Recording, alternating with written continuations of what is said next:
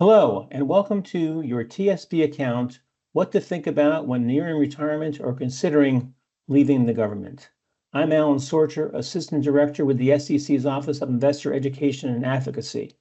This program is co-sponsored by the SEC and the Federal Retirement Thrift Investment Board, also known as TSP. I first want to mention that we are holding and recording this program during World Investor Week.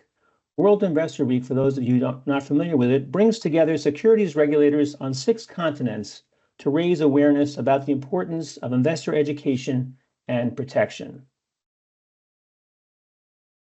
The SEC requires me to give this disclaimer, so I'm going to read it so it's clear. The SEC's Office of Investor Education and Advocacy is providing this information as a service to investors. This presentation is not a statement of official SEC policy.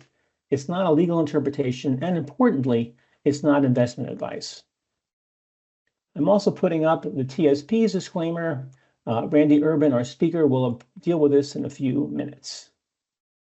Okay, what are we going to cover today? Randy Urban is going to cover new features in your TSP account, enhancements to TSP investment options, and withdrawals, options, distributions, beneficiary information, loans, and other TSP resources. The SEC, what are we going to be talking about? Nicole Shea and Aaron Scheide from my office will cover investing risk, fees, and fraud, and other SEC resources. I also want to point out an important resource from the SEC. It's our investor.gov page. It has really all the information that we put out to help retail investors throughout the course of the year. I hope after our program you take a look at it. I'm now going to pass the baton to Randy, who's going to cover all the key TSP issues. Randy? All right, thank you, Alan. This is the TSP post-service distributions portions. My name is Randy Urban. I am a TSP training and liaison specialist at the Federal Retirement Thrift Investment Board, and that is, of course, the small agency that administers your thrift savings plan. Just remember that what I'm saying today cannot be construed as advice or legal advice or any tax advice or anything like that, although we will spend a moment or two here talking about taxes and how they affect your TSP, specifically with your post-service distribution options.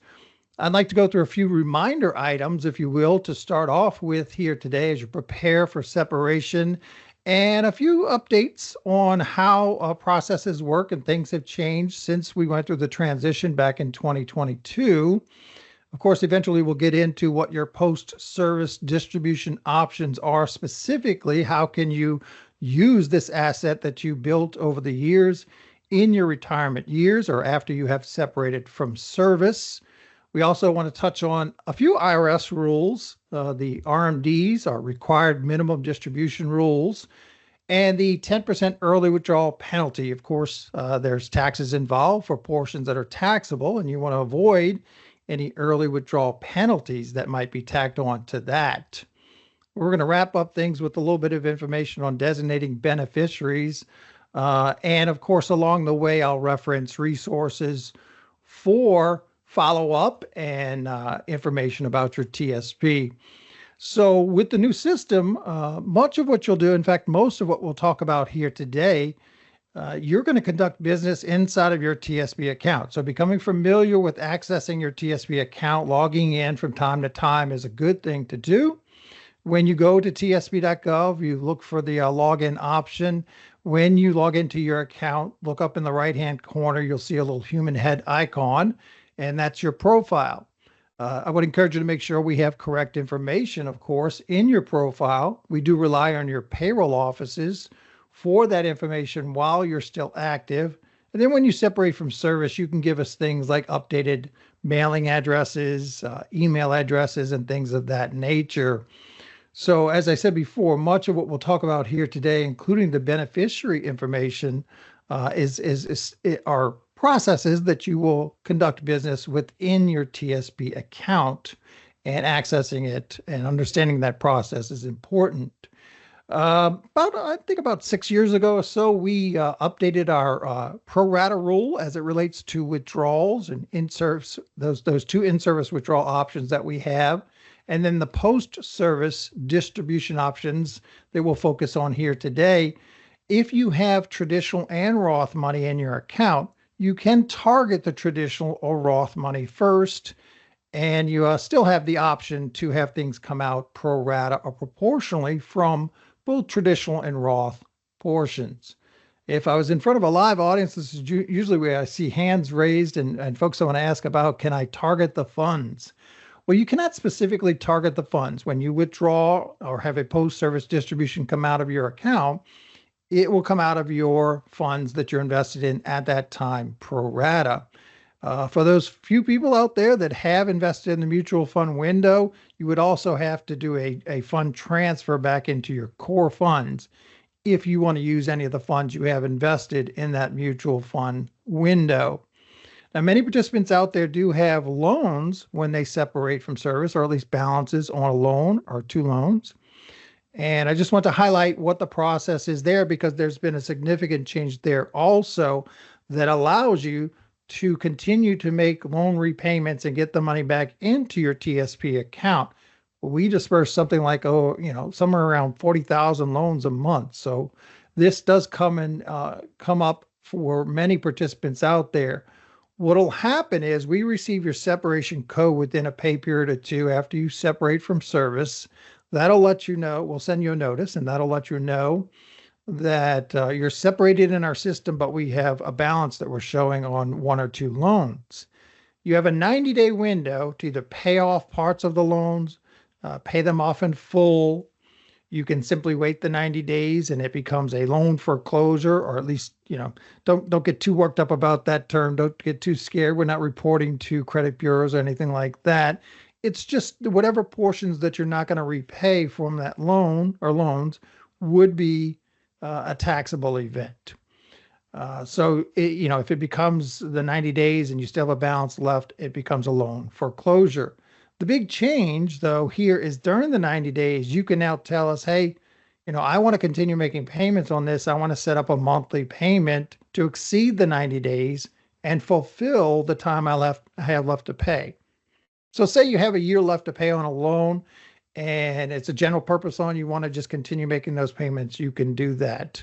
So I think that's a pretty big change and a positive change to get funds back into your account that you may have taken out as a loan while we're in an active status.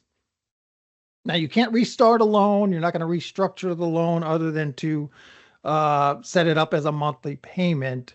So you're not restarting anything or changing terms of loans in any real way at that point.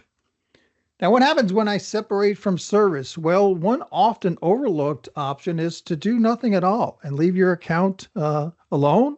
But that doesn't mean you're not still managing the account and you're not still receiving earnings on the account. The daily compounding process still occurs, even though you're not contributing after you separate from service. In a moment, I'll talk about transfers from other plans. You can still do that after you have separated from service, but you are very much so managing that account via the fund transfers and the fund reallocation. So moving the current balances around if you want to redistribute and change how you're invested in your account. A lot of folks hear things and they might have heard that they have to do this or that, but you don't really have to do anything at all other than to continue managing that account.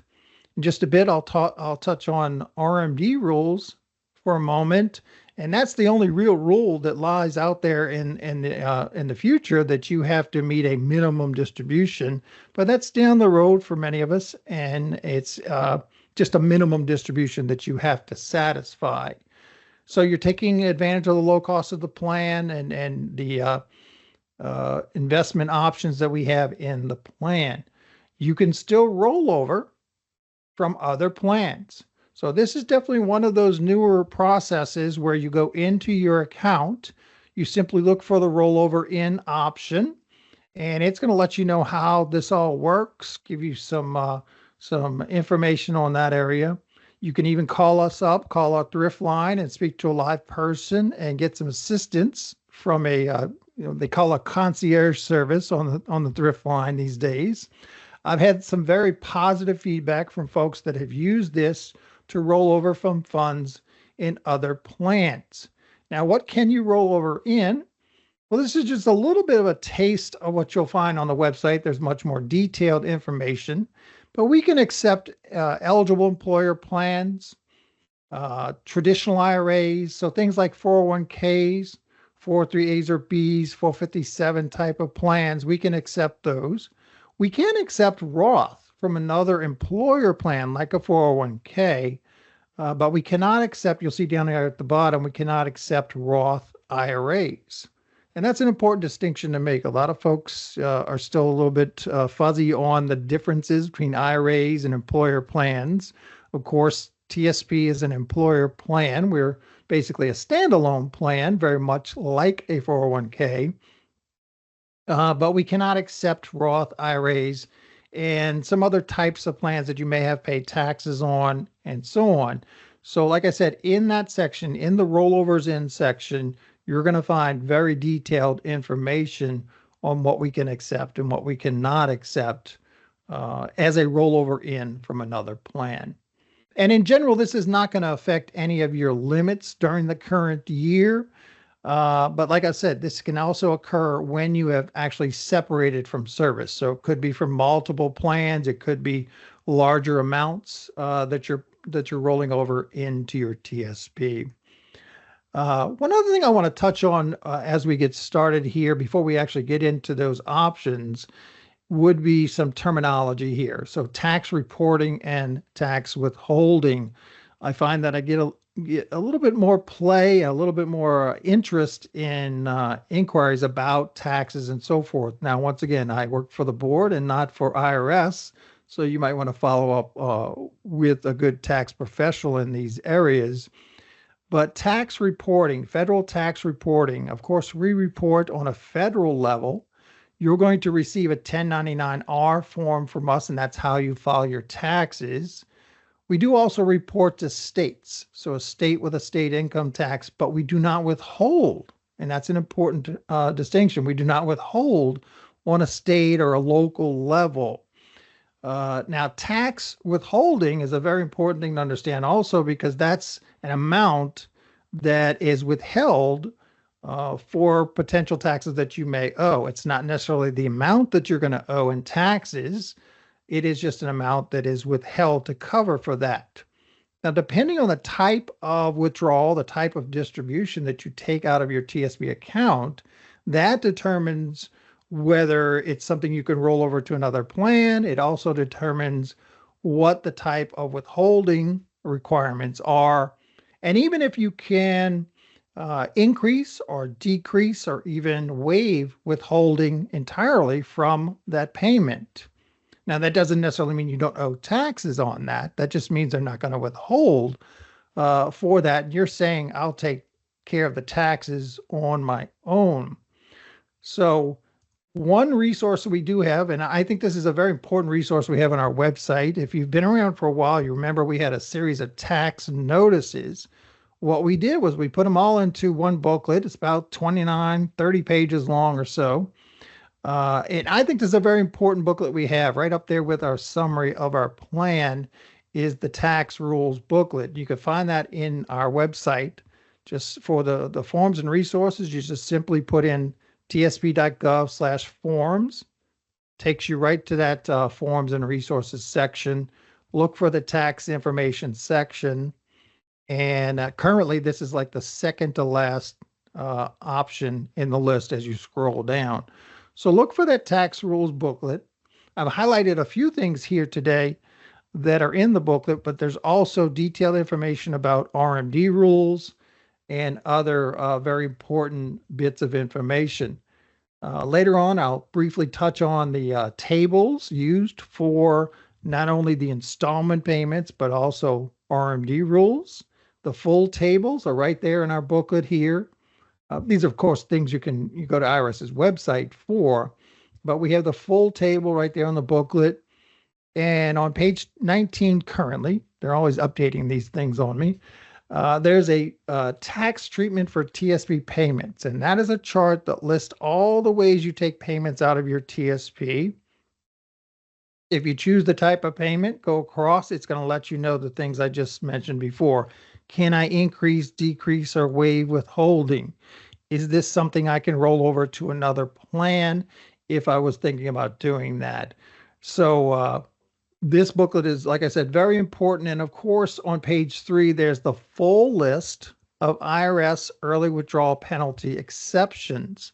I'll highlight a few of those in just a moment here in this presentation, but the full list of exceptions to the early withdrawal penalty are listed in this booklet. All right, so this is what you're all here for, mainly listening in. It would be, what are my options in post-service? So we get that separation code. You've dealt with any loan issues. Now, what are my options? Well, remember what I said before. The first option really is to do nothing at all, to continue managing your account, to leave it alone, and then come to it when you feel you need to start drawing on it, whatever your strategy is for distributions and using your TSP account in separation or retirement. First option is partial distribution. You certainly can take everything out as a total distribution. We have installment payment options, monthly, quarterly, and annually. And we also still have an annuity, a life annuity that is contracted through MetLife. So in that case, your money would leave and go to MetLife. You deal directly with MetLife. Now, you can mix and match these. You can use installment payments and every now and then take out a partial distribution if necessary. You can, oops, sorry, I hit that a little too quickly there. You can, you could be doing nothing at all and just every now and then go in and take out a partial distribution. And remember, the rest of your account balance is, once again, still invested, still remains there. You're managing that account. But you can potentially use all of these options around the same time or at different parts of your retirement years or separation. So let's dive down in these just a little bit more here today. The partial distribution is exactly what it says. It's just you simply saying, I want to take out a lump sum once or from time to time. The minimum here has to be $1,000. Now, this is something you can roll over to another plan or have a part of it rolled over. So you have some of those types of options, and you can certainly target the traditional Roth money first. So this gives you the option to take out a lump sum, go through the full process. This is something you're also going into your account now for. When you're in your account, look for withdrawals. You can go right on into that. Now, if you do this now and you're still in an active status, you haven't moved into that separation yet, then this won't show as one of your options, because remember, these are post-service distribution options within your TSP. So partial distribution is one of your options. Many of our participants, of course, use the installment payments. You sit down, you come up with a strategy, you figure out how much you need to supplement your other bits of income from other components. From your TSP, and you might decide, hey, I need something on a monthly basis. I want to set something up quarterly, or maybe even just one time a year.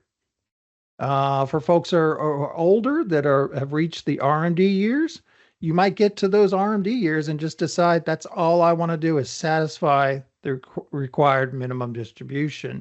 So you can also set up that annual payment for that if you want to do that.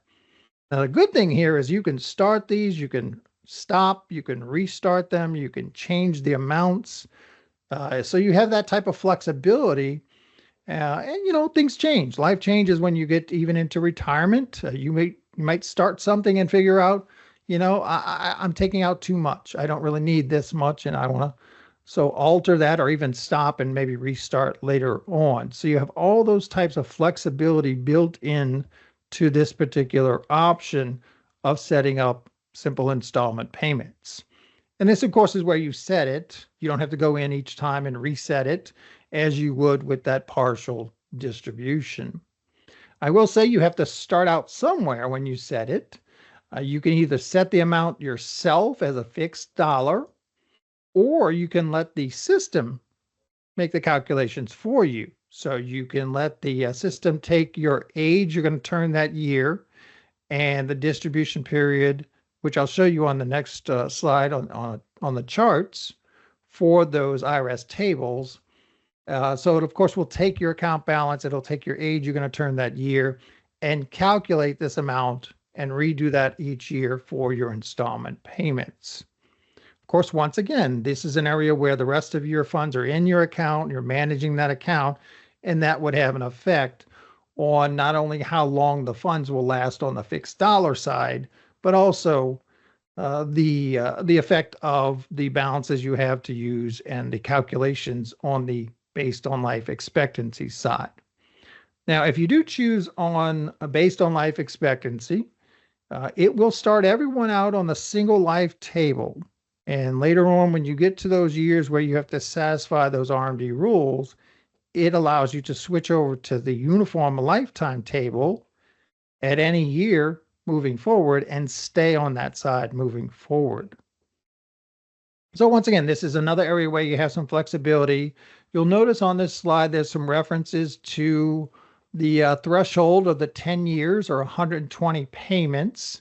That is basically the threshold for what IRS determines as something I can roll over to another plan and what are the withholding rules for that type of payment. So when you set it yourself as a fixed dollar, the system is going to continue also to recalculate and see how long those payments are projected to last. So that will determine things like tax withholding for that side, the fixed dollar side of things. So like I said, here's a little bit of the table. These are certainly not the full tables. Everyone starts out on the single life table, and you can stay there for the rest of your life. If you want to, as I said, you can switch over to the uniform lifetime table when you get to those years for the RMD rules. And you'll notice, just for a quick reference there, the percentages are much higher on that single life table. If you switch over to the uniform lifetime table, the calculations are going to be slightly less than what the calculations were before. But that's a choice you'll have to make, and you can make it any year after you get to those RMD years. All right, third option here would be the life annuity. Now, this admittedly is not the most popular option. I'm trying to remember what this month's annuity interest rate is, but you'll be listening to this later on down the road. But whatever the annuity interest rate is for that month will be a fixed rate for the life of the annuity. Your funds will leave TSP, go to MetLife, and you would deal directly with MetLife. Now, you can do this as a single life. You can choose joint life with either a spouse or even a dependent child or adult, other survivors, what they're calling this. And then you choose things like level payments. A few offer increasing payments. So these are the things that are going to affect the type of payments that you're receiving. All three of these do offer a cash refund feature. So I would highlight that. That sort of protects the amount that you put in so that you and your beneficiaries, and if you're doing a joint life, the other person in the mix will at least receive what you put into it. And that's basically what the cash refund feature is doing. Now, there's lots of information, of course, on our website. Earlier this year, we launched a public side annuity calculator under our list of calculators. So when you log in, look at, that's public side. When you go into our website at tsp.gov, look for the Manage Your Plan or Manage Your Account section. And in that section, there's a calculator section that you can locate this one. That's the public side option. We also have a few internal or account options to sort of get some feedback. There's a modeler that's built into your account, by the way. So if you go into your TSP account, log in, go into the withdrawal section, you can find a modeler that you can get some feedback for those types of payments and so forth. So just to wrap up this section before we move to a few other items here, I just want to remind folks that that table And this gives you a little bit of taste of what you'll find on that table. This is certainly not all of the information, but the first two rows on here are going to be eligible rollover distributions, and the bottom two are not. They're periodic payments. But the thing I want to highlight here is the very big difference in the tax withholding. So for the lump sum distributions and the installment payments expected to last less than 10 years, if you look over here, whatever is being sent directly to you, that is a 20% mandatory withholding from the portions that are taxable. Now, in any case, when we send something directly to another plan and you do a direct rollover, then there's not going to be any withholding from that. You'll deal with taxes when you take it out of that other plan. So keep that in mind. The bottom two rows, you can actually make bigger changes. You can waive withholding or change the amount, and it does default to single with 0 exemptions for the withholding amount. All right, in this last section, I'm going to talk a little bit about, the last two sections, RMD rules and the early withdrawal penalty, and then a little bit about beneficiary designations as I wrap up this section here today. RMD rules. Well, as I said before, and I've probably stressed this several times, when you separate from service, there is no rule that says you have to do anything other than manage your account and let it continue to grow. Later on, when you reach the year you turn 73, now here the key is you're separated from your federal job, because this is, of course, TSP. At 73 and separated, you have to start meeting a minimum distribution. And now you can see right there, the Secure 2.0 Act that passed a few years ago has already made a change that will take place later out into the future. In 2033, they'll actually change it to the age of 75. And what we've also changed starting this year is we can now, since some of the rules and laws have changed, we can now focus only on your traditional funds here. So in order to satisfy the RMDs, you're only looking at your traditional portions of your account if you have both traditional and Roth. So whatever you take out of the traditional will satisfy the RMDs starting this year, and the calculation for the amount that you have to meet, the minimum distribution, will only use your traditional portion of your account moving forward. So that's a pretty big change. I'm just going to show you a quick little timeline here of what that looks like. So separated in 73 is the current rule. You have a little window into the second year to meet the first year's RMD amount. And of course, folks, along the way, we're sending you awareness notices. We send a lot of that information out. I have relatives of my own that are in these ages and have TSP accounts, so I know this does occur. I've seen it firsthand for their accounts. So what if you don't take out enough in the first year, or you don't take anything at all? Well, no big deal. In the second year, we'll send you that amount, or we'll send you a supplemental amount in the first weeks of March.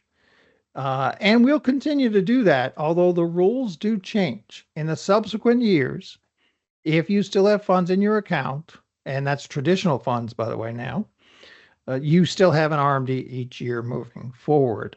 And the reason for all of this and the importance of this, of course, is there's a pretty stiff penalty for not meeting these minimum distributions, although they did drop it down recently to 25%, and you can even potentially correct things and change it to 10%. But still, all in all, a penalty would be involved if you don't meet these minimum distributions. So back to that same uniform lifetime table we showed you before, at least a portion of that table.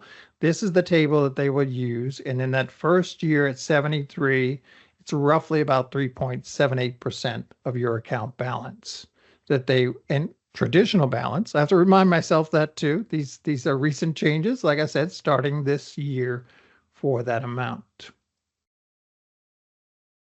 So once again, we only use the traditional balance. In the next few slides, I'm going to talk a little bit about beneficiary designations. If you leave money to your spouse and they decide to stay in the plan in TSP and maintain a BPA account or beneficiary participant account, we do currently use the entire BPA account for the calculations for those RMDs. All right, just to wrap up before we get to those beneficiary designations, the early withdrawal penalty. I've highlighted a few of the exceptions here, but there is a much longer list of exceptions in that tax rules booklet and, of course, at IRS's website. So everyone age 59 and a half or older, you don't have to worry about that penalty anymore. As I always say, taxes yes, penalty no. Everyone who reaches the year you turn 55, and this is your federal job, you work into the year you turn 55, you separate from service, and you start to draw on your account, no penalty. Now, for folks that are public safety employees like law enforcement, firefighters, air traffic controllers, even customs agents positions that are considered public safety employees, they actually dropped this down to the age of 50. And then they added a caveat recently of 25 years of service as a public safety employee, so retiring as the public safety employee under the plan, which we're talking about TSP here. So lots of the installment payments, if you let the system calculate based on life expectancy or even that lifetime annuity through MetLife. And like I said, there are other exceptions that might not be so directly related to TSP for the early withdrawal penalty, but there are some other exceptions you might want to look up for this. All right, last but not least, and certainly very important, make sure, now this is only focusing on your TSP, so this doesn't affect any other components, your Social Security or anything like that. This is for your beneficiary designation. If you pass away, you have a balance in your TSP account, where do you want the funds to go? So you're going to submit this via your TSP account. I like to go into my account via the website. I'm a little old school there, but you can do some of these things through the new mobile app and even over the thrift line, the phone line.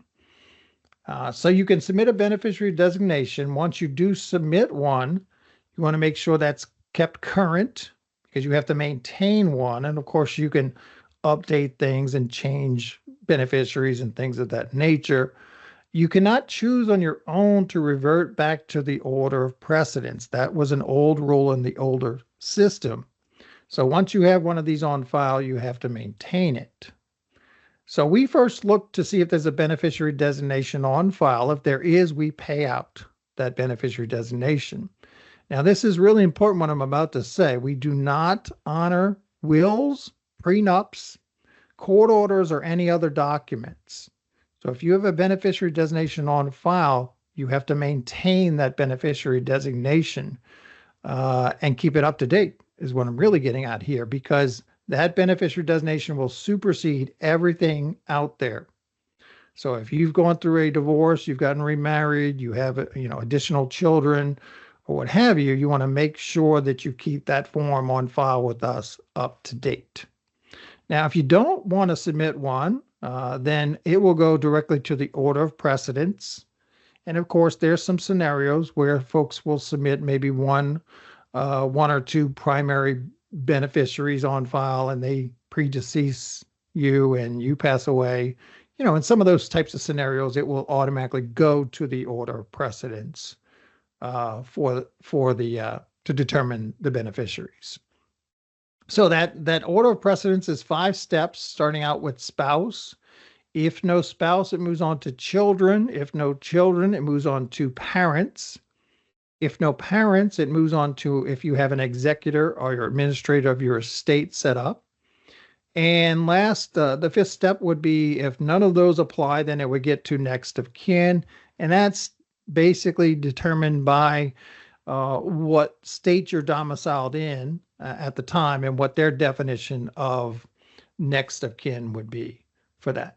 So that's the order of precedence. So we look for the beneficiary designation, we pay out accordingly, or either it goes directly to the order of precedence, or even if you have something on file, it might, like I said, have some scenarios where it has to go to the order of precedence. All right. One other thing I want to just remind folks is that you can name any person outside of the witness. It still does require one witness. You can name a trust, your estate, a legal entity, a charity. So the important thing there is make sure that that trust or your estate, if you want to leave part or all of this to your trust or to your estate, then that's on file with us prior to your passing. So that's the only way we're going to honor those is if you have named them as one of your beneficiaries for part of your account or all of your account. The contingent beneficiaries, which you can still add to your account now, are only paid out if all of your primaries predecease you. So that's another change that has happened in recent years in terms of how or if and when a contingent beneficiary would be paid out if you want to add those to your account. So that's basically what I have for this portion, for the TSP portion here today. A few resources, a list of resources for you. Of course, our website. If you want any of the forms or resources I've mentioned, just put in tsp.gov/forms. It'll take you right to that section.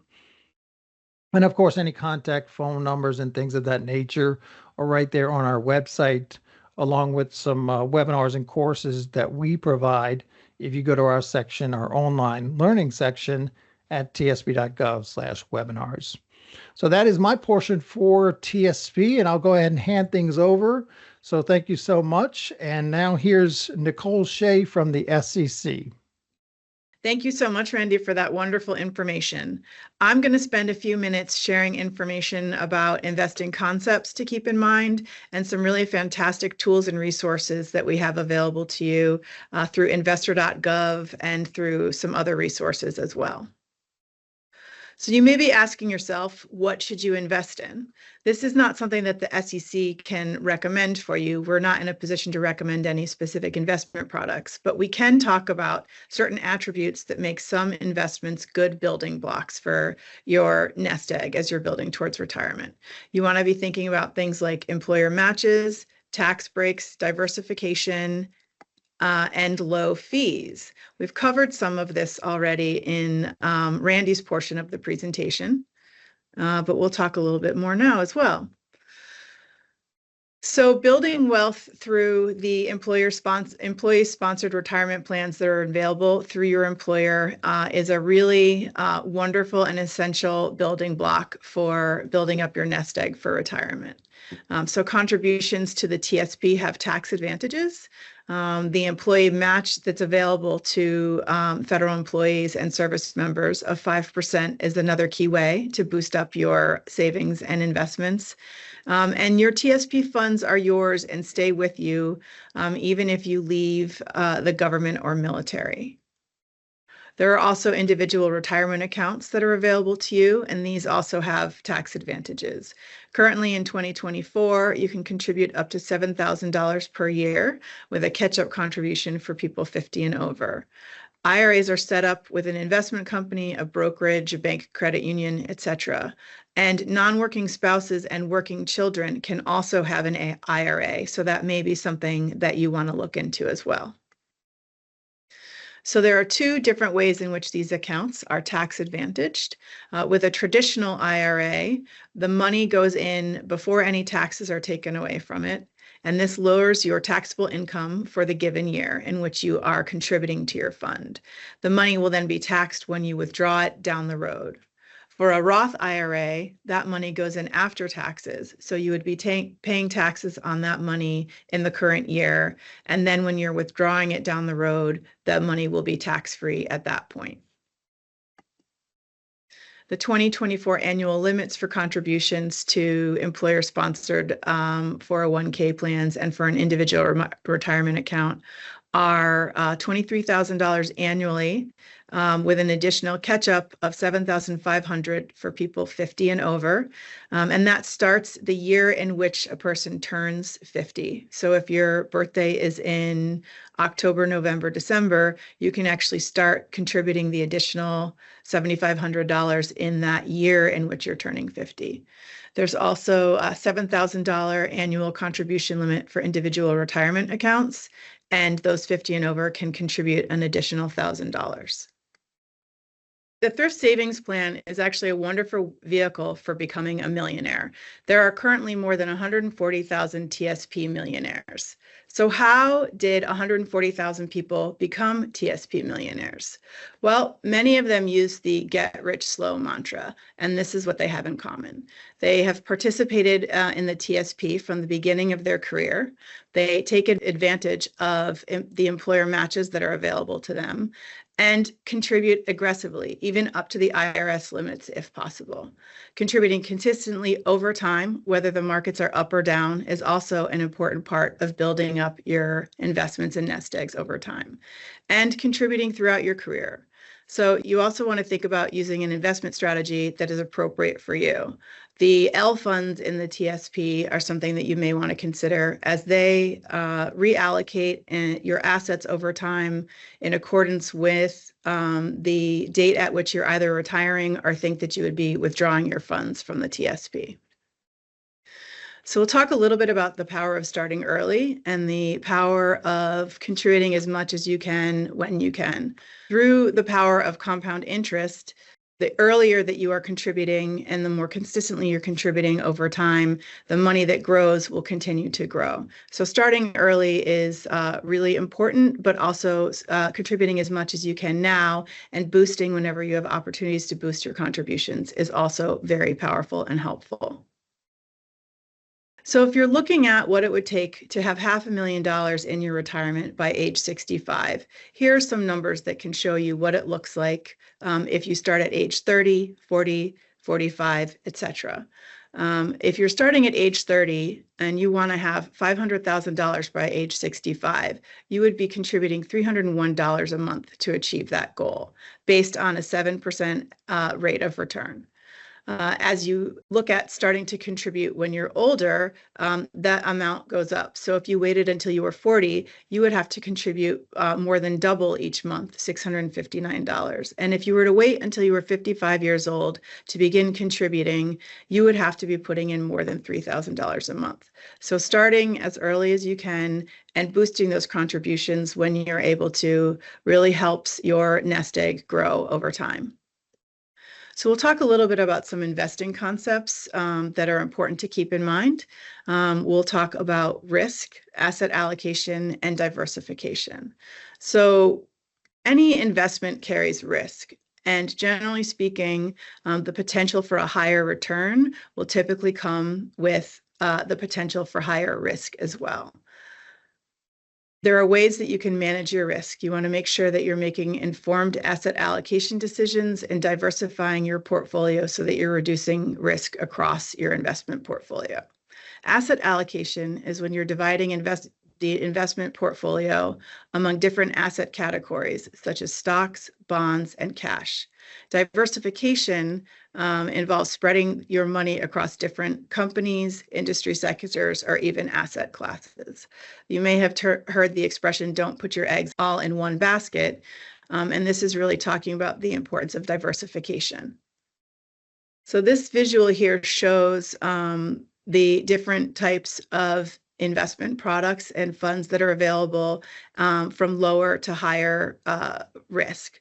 So cash is really the most low risk, something like money in a bank account that's FDIC insured, money markets, CDs, things like that. They have lower risk, but there's also a lower potential for return on those products. Bonds have a little bit higher risk and potential for higher returns, and things like stocks, stock funds, the C, S, and I funds within the TSP have higher risk and also the potential for higher returns. Asset allocation involves dividing your investment portfolio among different asset categories. And asset allocation is something that you will want to change over time, depending on where you are in terms of planning for retirement and how far off retiring or withdrawing funds from your retirement funds is. So earlier in your career and earlier in your saving and investing journey, you would likely have asset allocations in your TSP and other investments that have more stocks and bonds and less cash. As you near retirement and the years in which you would be withdrawing money from your investment accounts and retirement accounts, you'd likely have more cash and more bonds and less stocks.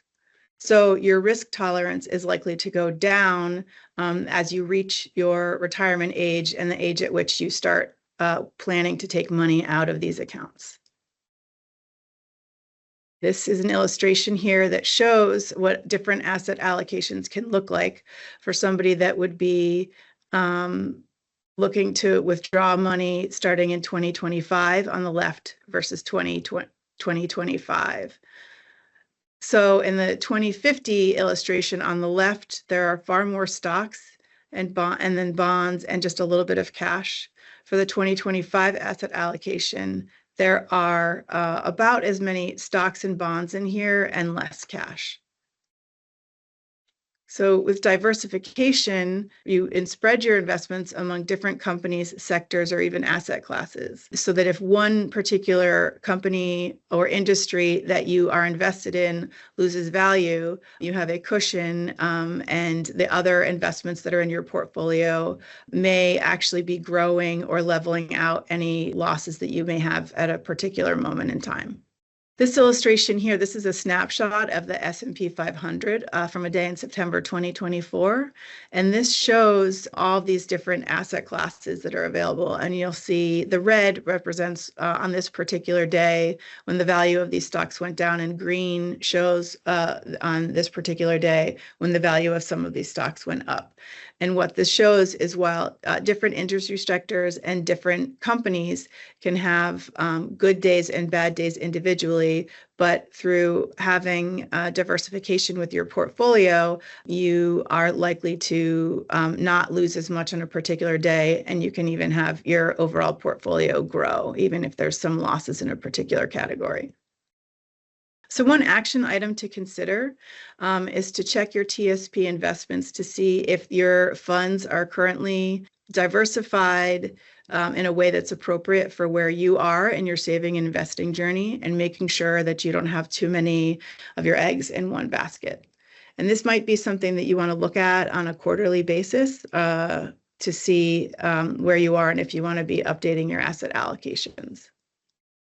Another very important thing to do is to make sure that you are monitoring your accounts. You want to be reviewing your statements regularly, talking with your investment professional, if you have one, and asking questions and confirming things like if there's been any sort of fraudulent activity or activity that you don't recognize or didn't authorize. This is a great time to look at if it's time to rebalance your investments due to any market movements or your retirement date getting closer.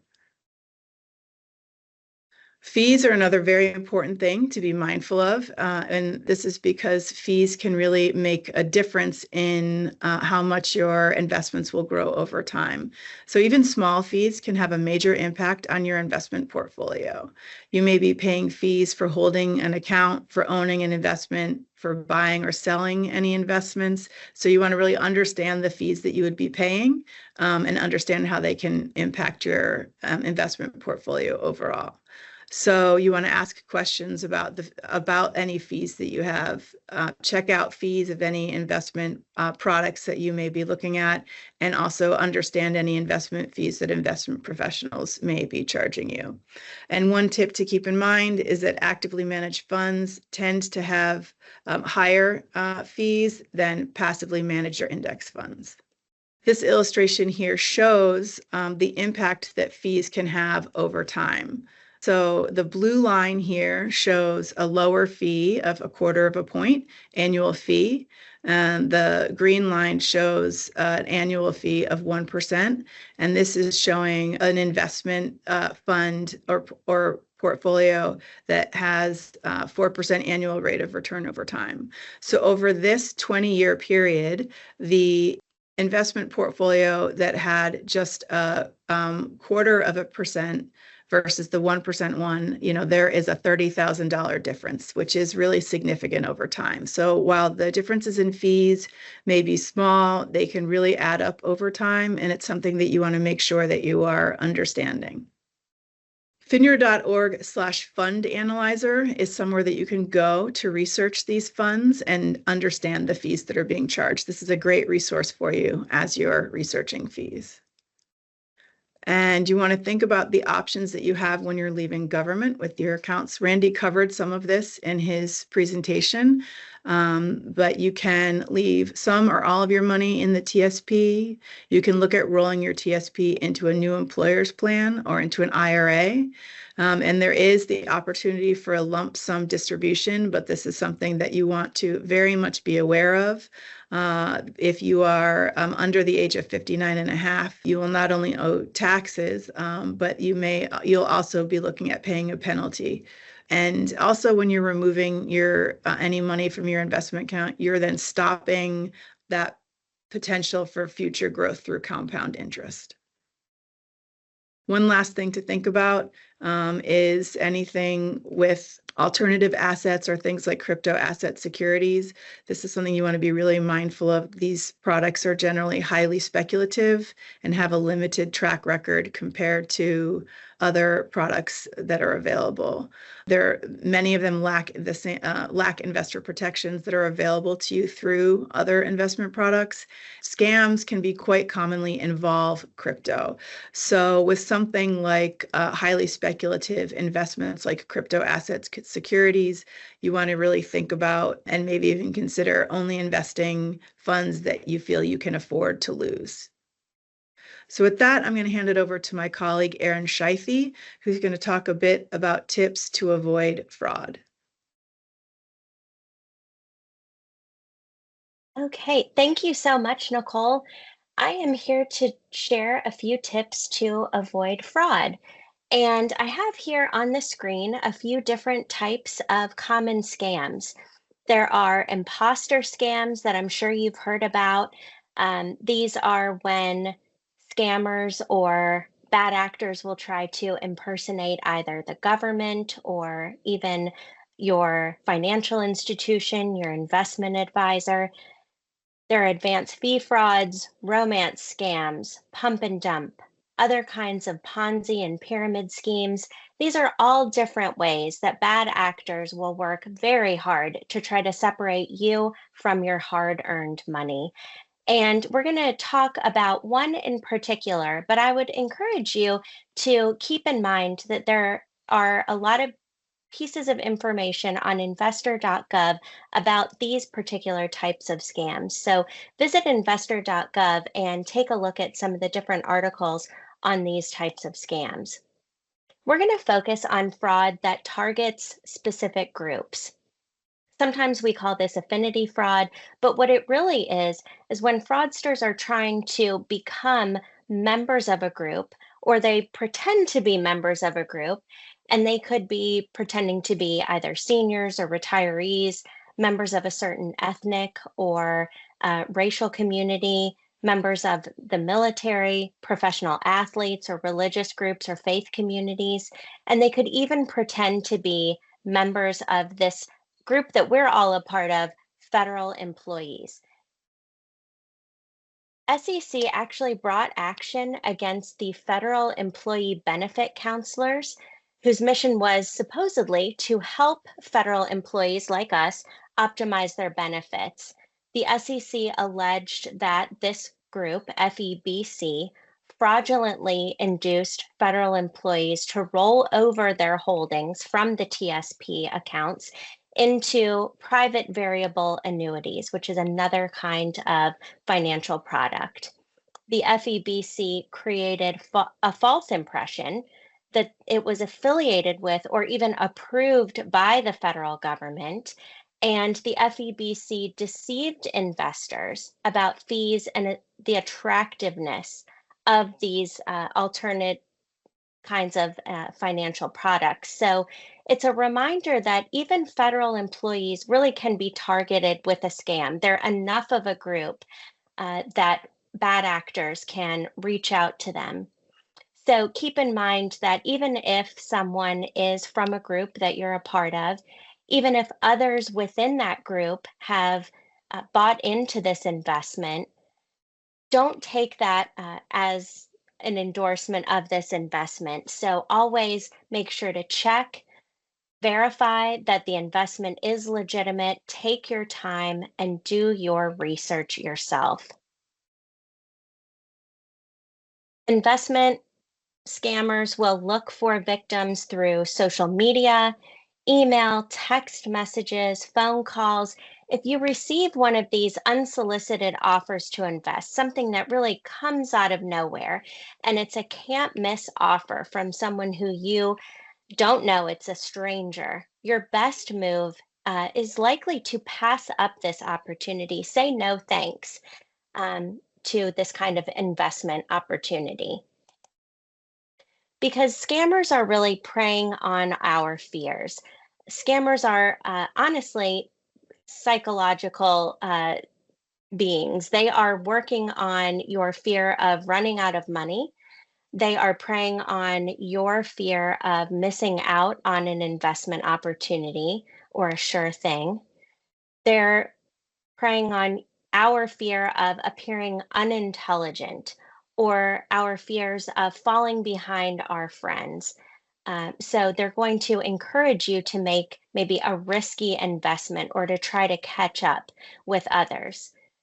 So again, this FOMO, this fear of missing out, is one of the many psychological tactics that they will undergo to try to get their victims to buy in to these fraudulent investments.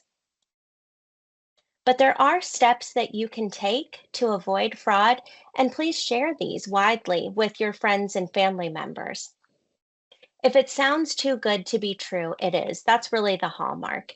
Trust your gut and be careful if you are asked to pay for an investment with suspicious payment methods like gift cards, crypto asset securities, that cryptocurrency that Nicole mentioned in the previous section, overseas wires.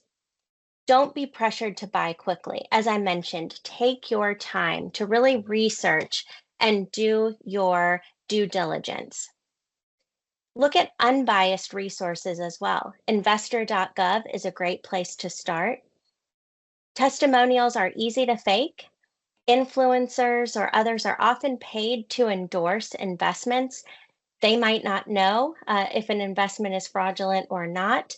And sometimes they don't disclose that they're paid to endorse these investments. So make sure that you're really looking into everything.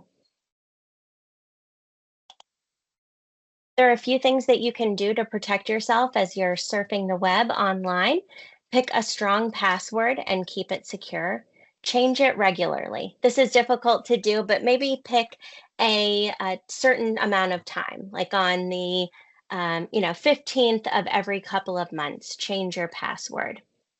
Use different passwords for different accounts. So don't use that same password maybe that you were assigned in college or assigned, with your first email account. Use different passwords for different accounts.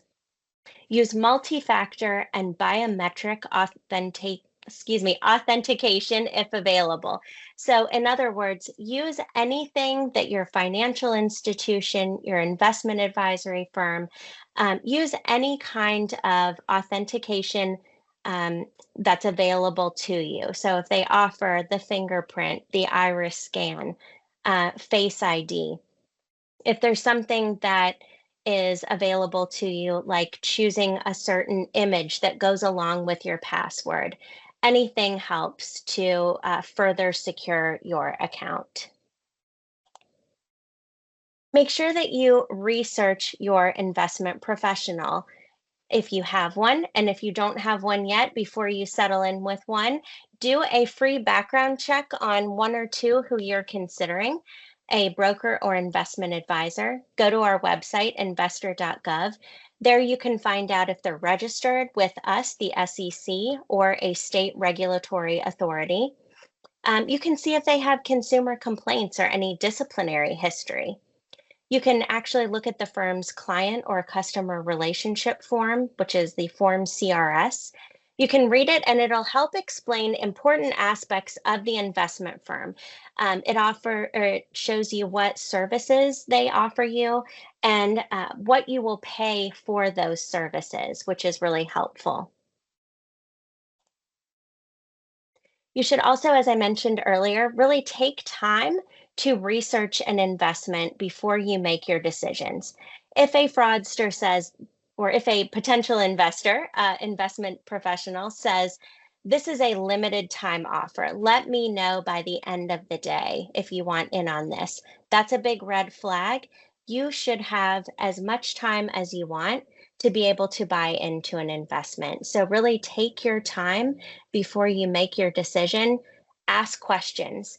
If your investment professional is suggesting that they don't want to answer these questions, that's another red flag. Read the disclosure documents that come along with the securities and investment products that you're being offered. They should have a prospectus or a shareholder report. Take a look at those. And you can also use Edgar, which is our database that can help you research the company's operations and financial information. There's actually a tutorial on our website, which can be helpful to you if you've never used Edgar before. So go to sec.gov/Edgar, just like the name, EDGAR. Another suggestion that we give to folks is to add a trusted contact to their brokerage firm. This is a person who your investment professional could contact under certain circumstances. So let's say your broker believes that your account has been exposed to either financial exploitation or fraud. They could reach out to you. They could reach out to you if they're just having trouble reaching you. Maybe you've moved or changed your phone number or email address and you forgot to reach out to them. We all have a laundry list of people we need to tell when we move, and maybe you forgot this person, so they could try to reach your trusted contact. Perhaps they suspect that you're sick or maybe suffering from some sort of diminished capacity. They could reach out to your trusted contact in that case as well. But it's really important to note that this person who you've designated to be your trusted contact, that does not give the person the authority to act on your behalf. So in other words, they could not execute transactions or engage in any sort of activity on your account. They would simply be a contact who, if I'm my mother's as her adult child, her investment advisor could say, hey, I'm having trouble reaching your mom. And I could say, she moved and she forgot to tell you. Here's her updated contact information. Alan mentioned this at the very top of our webinar. Investor.gov should be in your list of favorites on your web browser. In the middle of this page, the gray bar, there's a section with investor alerts and bulletins. We released these new investor alerts and bulletins all the time on key topics that will be important to the investing public. I would mention a couple to you that might be of interest. One on romance investment schemes or relationship investment scams. There are often things on crypto asset securities, things on the forms that investment firms have to fill out for their customers. So there are just a lot of really good resources here for you to check out.